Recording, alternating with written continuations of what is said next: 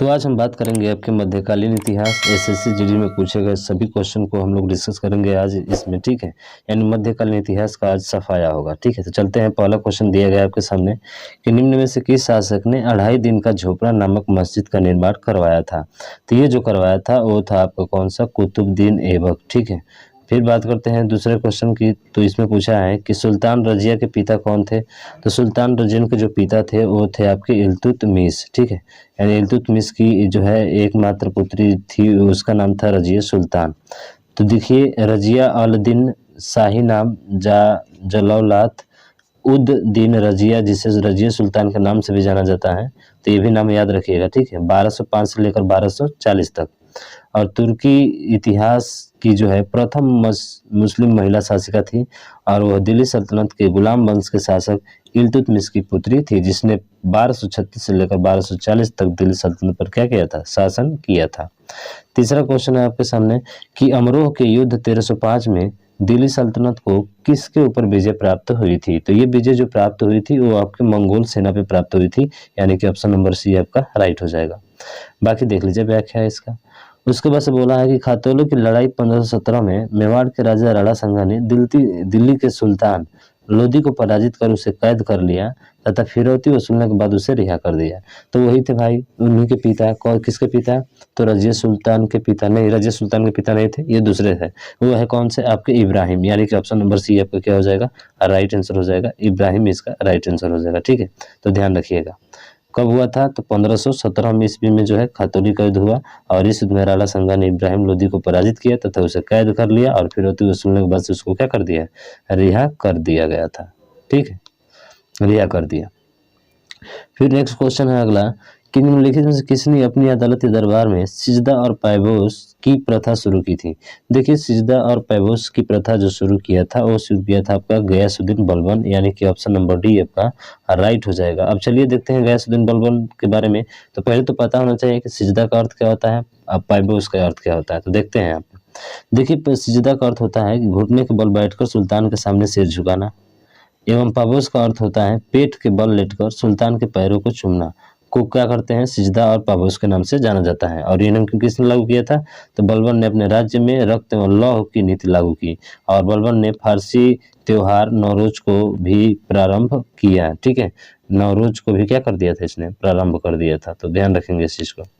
अगला है कि किस दिल्ली सुल्तान ने कठोर नीति अपनाई थी। तो कठोर नीति अपनाने वाला कौन सा है, तो देखिए ये है आपका बलबन। इसने जो है सबसे कठोर नीति अपनाई थी। बलबन ने अत्यधिक कठोर नीति अर्थात रक्त और लौह नीति अपनाई थी। कौन सी, रक्त और लौह नीति अपनाई थी। उसके समय सुल्तान की प्रतिष्ठा और शक्ति गिर गई थी। उसको पुनः स्थापित करना तथा जनसाधारण के प्रति सुल्तान का भय और सम्मान उत्पन्न करना है, और साम्राज्य में कानून व्यवस्था की स्थापना के लिए उसने इस नीति का पालन किया। इसे इल्तुतमिश द्वारा स्थापित चालीसा का प्रभाव समाप्त कर दिया, और अतिरिक्त विद्रोह को नियंत्रित कर मंगोलों के से राज्य की सुरक्षा की प्रशासन का पुनर्गठन कर अपनी स्थिति पहले से स्थिति क्या कर ले, सुदृढ़ कर ले, ठीक है। उसके बाद से सूफी एवं भक्ति आंदोलन से पूछा गया क्वेश्चन है आपका कि सूफी परंपरा के संदर्भ में खानकाह शब्द का अर्थ है। तो देखिए, खानकाह शब्द का जो अर्थ होता है वो होता है सराय या धर्मशाला, ठीक। उसके बाद से अगला है क्वेश्चन, इसमें बोला है कि भारतीय इतिहास के मध्यकाल के कवि तुलसीदास जी ने रामचरितमानस किस भाषा में लिखी है। तो ये जो लिखी है अवधी भाषा में लिखी है। बाकी इनकी और भी रचनाएं हैं, ठीक है। 16वीं शताब्दी में जो है गोस्वामी तुलसीदास द्वारा श्री रामचरितमानस की रचना अवधी भाषा में की गई थी, और इनके द्वारा रचित अन्य प्रमुख रचनाएं राम लला नछौ, बैरागी संदीपनी, पार्वती मंगल, जानकी मंगल, विनय पत्रिका, राम सलाका, दोहावली, गीतावली और कवितावली आदि है। उसके बाद से विजयनगर साम्राज्य से जो क्वेश्चन है आपका पहला कि दक्षिण भारतीय वंश विजयनगर साम्राज्य किस राजा द्वारा स्थापित किया गया था। तो ये जो स्थापित किया गया था हरिहर द्वारा, ठीक है। हरिहर द्वारा जो है इस विजयनगर की स्थापना की गई थी, ठीक। बाकी देख लीजिए व्याख्या। मुगल साम्राज्य से पूछा गया क्वेश्चन है कि असम के अहोम साम्राज्य और मुगलों के बीच हुई सरायघाट की लड़ाई किस वर्ष हुई थी। तो सरायघाट की जो लड़ाई हुई थी वो हुई थी आपका 1671 में, यानी कि ये वाला आपका राइट हो जाएगा। सरायघाट का जो है युद्ध हुआ था सन 1671 में मुगल साम्राज्य यानी कछवाहा राजा और राजा राम सिंह प्रथम के नेतृत्व में, और अहोम साम्राज्य जो है के बीच ब्रह्मपुत्र नदी पर सराय घाट में लड़ा गया था, और हालांकि कमजोर अहोम सेना ने बेहतर रणनीति और मनोवैज्ञानिक युद्ध से मुगल सेना को हराया था। तो अगर आपके पास युद्ध करने की कला है, अगर बेहतर आपके पास है, तो आपकी कम सेना रहते हुए भी अपने उस पर दूसरों के ऊपर विजय प्राप्त कर सकते हैं, वही यहाँ पे दिया गया है। ठीक है, अगला है कि मुगल साम्राज्य के दौरान जजिया कर किस पर लगाया गया था। तो देखिए, जजिया कर जो लगाया गया था वो गैर मुस्लिम शासकों पर जो लगाया गया था। ठीक है, गैर मुस्लिम नागरिकों पर जो है जजिया कर लगाया गया था। किसके द्वारा लगाया गया था, तो देख सकते हैं यहाँ पे बहुत अच्छे से व्याख्या किया गया है कि मोहम्मद बिन कासिम ने लगाया था। कौन लगाया था? भारत में सबसे पहले जजिया कर किसने लगाया था, ये पूछा जाता है क्वेश्चन। मोहम्मद बिन कासिम, याद रखिएगा, यहाँ पॉइंट एक। ठीक है, उसके बाद से इसके बाद फिरोज शाह तुगलक पहला शासक था जो ब्राह्मणों से भी जजिया कर वसूला था। ये भी क्वेश्चन बनता है, फिरोज शाह तुगलक जिसने ब्राह्मणों से भी जजिया कर किया इसने वसूला था। ठीक है, गैर मुस्लिम से तो वसूला ही जाता था, फिर ब्राह्मण से भी वसूला जा रहा था। ठीक है, और किसने वसूला था? तो फिरोज शाह ने वसूला था। फिर सन 1564 में जजिया कर को अकबर ने समाप्त किया। देखिए, अकबर को जजिया कर समाप्त कर दिया था। ठीक है, जजिया कर जो है अकबर ने क्या कर दिया था? समाप्त कर दिया था। कब? 1564 में। लेकिन सन 1679 ईस्वी में पुनः औरंगजेब ने क्या कर दिया? लागू कर दिया। ये सब प्रश्न बनते हैं आपके यहाँ से। ठीक है, बहुत सारे बनते हैं। देखिए, यहाँ प्रश्न 1, 2, 3 और कितना हो गया? 4 हो गए। और 1720 में जो है मोहम्मद शाह रंगीला, यहाँ पे ध्यान रखिएगा, जय सिंह के अनुरोध से, किसके अनुरोध से? जय सिंह के अनुरोध से जजिया कर हमेशा के लिए क्या कर दिया? समाप्त कर दिया। यानी एक बार लागू हुआ, फिर से उत्पन्न हो गया, अकबर ने उसे बंद किया, फिर से औरंगजेब ने उसे चालू किया। ठीक है, फिर बाद में रंगीला आया, जय सिंह के अनुरोध पर जजिया कर को सदा के लिए क्या कर दिया? राम नाम सत्य कर दिया। ठीक, तो उसके बाद से 1526 में बाबर ने इब्राहिम लोदी को हराया था। तो देखिए, 1526 में जो हुआ था, पानीपत का प्रथम युद्ध हुआ था। कब? पानीपत का प्रथम युद्ध, उसमें जो है इब्राहिम लोदी को हार का सामना करना पड़ा। ठीक है, बाकी देखिए तीनों युद्ध जो है 1526 में होता है इब्राहिम लोदी, और इसमें बाबर की विजय होती है बाबर के साथ। पानीपत का द्वितीय युद्ध 1556 में होता है अकबर और हेमू के बीच में, जिसमें अकबर क्या होता है? विजयी होता है। और पानीपत का तृतीय 1761 में होता है अफगान और मराठा के बीच में, जिसमें अफगान क्या होता है? विजयी रहता है। तो ये चीज फैक्ट आप याद रखेंगे। अगला है कि 1537 में घाघरा के युद्ध में मुगल बादशाह बाबर ने किसे हराया था। तो घाघरा का जो युद्ध हुआ था उस समय जो है किसके किसके बीच हुआ था, ये बोला है कि बाबर ने किसको हराया था। तो बाबर ने जो हराया था वो हराया था महमूद लोदी को। किसको? महमूद लोदी को। ठीक है, बाकी देखिए, पानीपत का प्रथम युद्ध 26, खानवा का युद्ध 27, चंदेरी का युद्ध 28। उसके बाद से नेक्स्ट क्वेश्चन है आपका कि मुगल बादशाह अकबर का मकबरा कहाँ स्थित है। बहुत बार पूछा जाता है, मुगल बादशाह अकबर का जो मकबरा है वो आपका कहाँ पे स्थित है। तो वो आपका स्थित है सिकंदरा में। कहाँ पे है? सिकंदरा में। ऑप्शन नंबर सी आपका राइट हो जाएगा।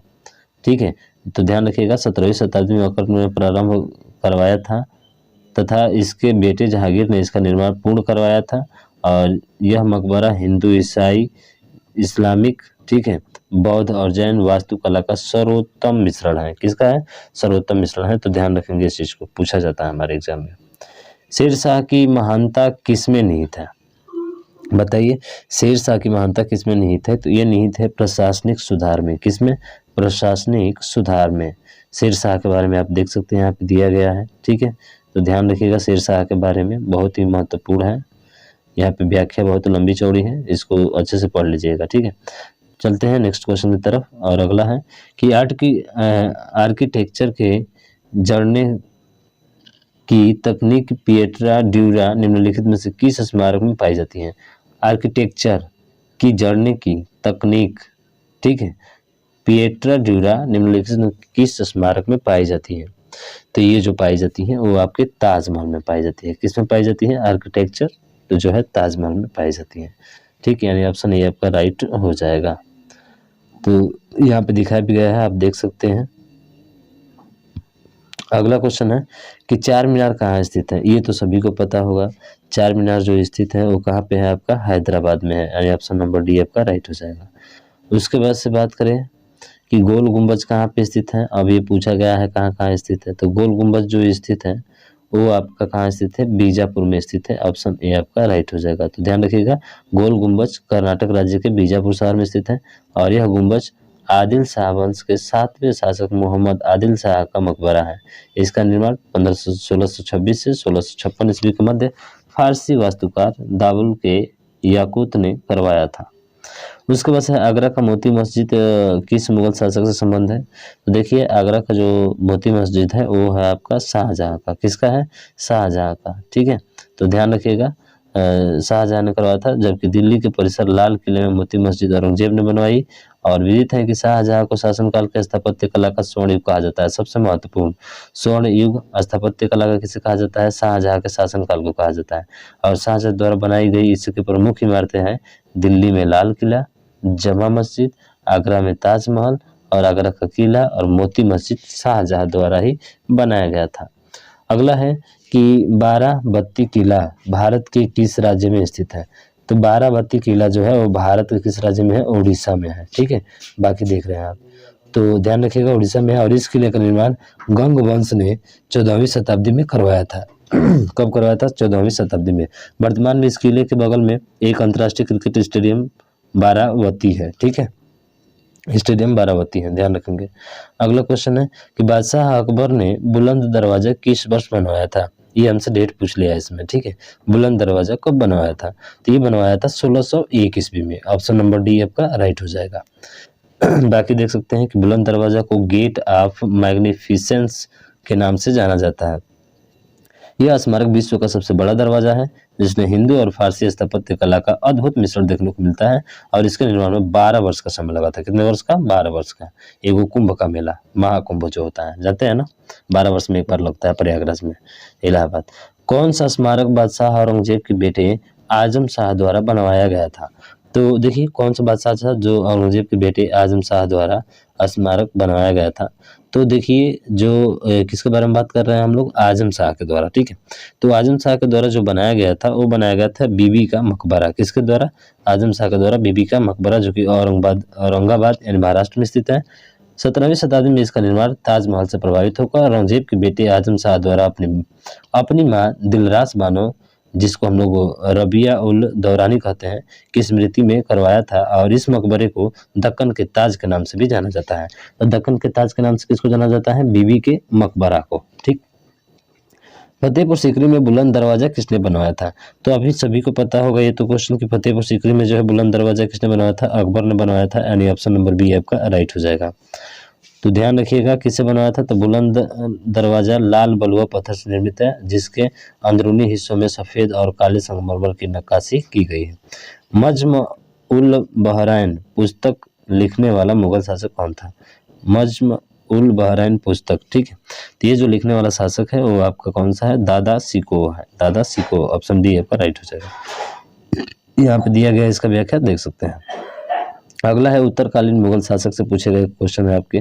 तो ये क्वेश्चन है कि करनाल का युद्ध 1739 फारसी बादशाह नादिर शाह ने किसे हराकर जीता? तो ये जो जीता था ये आपका सी मुगल शासक मोहम्मद शाह को हराकर जीता था। ठीक, उसके बाद से अगला है विविध साहब का मात्र यही एक क्वेश्चन पूछा गया है कि तराइन की युद्ध 1192 में पृथ्वीराज चौहान को के हाथों हार मिली थी या से पराजित हुआ था। किसके? मोहम्मद गौरी, हारून अल रशीद, अबू बकर और उमर द्वितीय। तो ये सभी तो पता है, पीछे हम चर्चा किए थे। मोहम्मद गौरी, ऑप्शन नंबर ये आपका राइट हो जाएगा। बाकी व्याख्या आप देख सकते हैं यहाँ पे दिया गया है। तो मध्यकालीन इतिहास से जितने भी क्वेश्चन आपके पूछे गए हम सभी क्वेश्चन क्या कर लिए भाई साहब? कंप्लीट कर लिए। अब बचा आपका कौन सा? आधुनिक इतिहास। तो आधुनिक इतिहास से जितने भी क्वेश्चन पूछे गए हैं उन सभी को भी हम चर्चा करेंगे। तो मुझे आशा है कि आपको समझ में आ गया होगा। तो पूरा क्वेश्चन एसएससी जीडी में पूछे गए हैं हल करने के लिए आप हमारे चैनल को सब्सक्राइब कीजिए और इसको ज़्यादा से ज़्यादा शेयर कीजिए। आज के लिए बस इतना ही। जय हिंद, जय भारत।